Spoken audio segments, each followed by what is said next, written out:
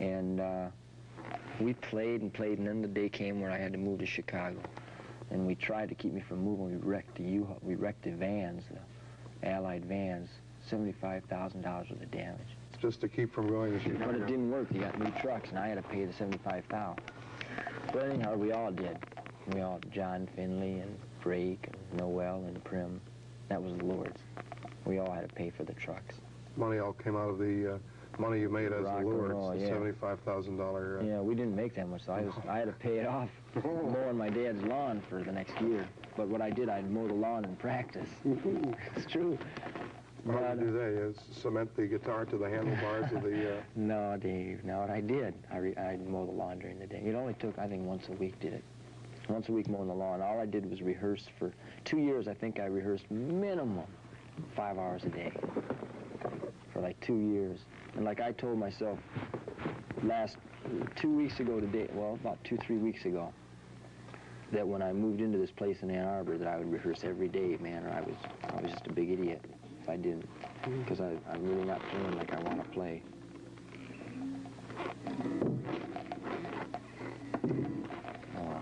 You have to practice more, right? Oh, sure, you got to practice, because there's so many things that have to be done. Like I want to learn backwards runs, man.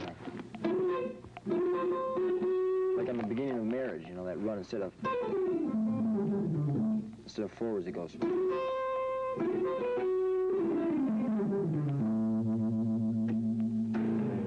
It's backwards. I really got it down fast.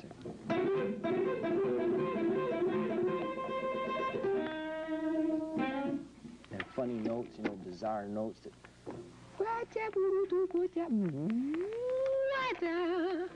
You know, just wrong notes that just really knock you out. You know? I got to get into those things. Because all these, you know, like all these people ask me what, you know, what I think of Johnny Winter and all these guitarists. And no doubt about it, they got it down, man. They really got it down. But it's that blues guitar playing. It's that same old licks, you know. Who do you like besides Johnny Winter, Jimi Hendrix, maybe? Oh, sure. All of them guys, you know, they got it down. Detroit guitarists, man, are outstanding. My favorite anywhere is Jimmy McCarty. Former Detroit Wheel. Yeah. Whew. Canson. I only met Mitch once, but the only time I met him, he was saying how much he wished he could get McCarty back. Oh, McCarty's just devastating, man. Devastating. He plays some bizarre guitar. Bizarre guitar. Him and Ronnie Cost, the Savage Grace, and Wayne Kramer, man, it's really got the rock and roll guitar playing down. We were jamming with him and T-Garden the other night, too. And well, there's all the guitarists that are, you know, that you would know here in Detroit. They're all good, man. Detroit's really, like, when I moved to Chicago and went there and watched the guitarists, none of the guitarists were into fast playing or intricate. They were all happy with, you know, the mild Keith Richards movement.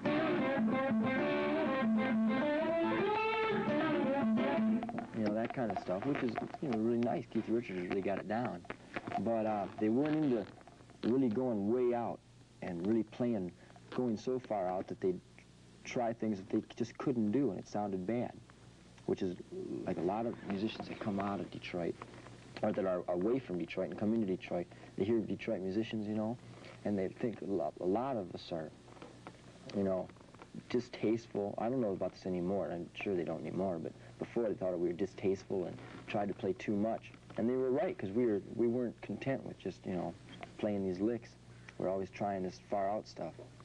And, you know, too fast, runs that were just too fast, and notes that were, you know, feedback things. Nobody ever heard of that. And that's why, and like even the drummers, like when I went to Chicago, none of them people were hip to heavy syncopated bass drums or fast bass drumming. Like again, like I say, the best guitar player I know of is Jimmy McCarty, and the best drummer, man, is this Benangic dude that played with I don't know his first name, but his name is Benangic. Johnny Benangic, that's his name, and he plays with Mitch too. And back like in '63, '64, it's just incredible, man. So solid, so fat. And that's why Detroit musicians are like they are, I think, man. Just really deep into going beyond themselves, you know. Like people say, well, who are you trying to impress? I try and, you know, I try and impress myself, because if the musician can play to a point, man, where he's outdoing himself, I don't know if it's possible, but, you know, really try and outdo it. Something you did today, don't do it tomorrow, do something better and new. That's what everybody in Detroit's trying to do, I would think. You know, it's really a gas.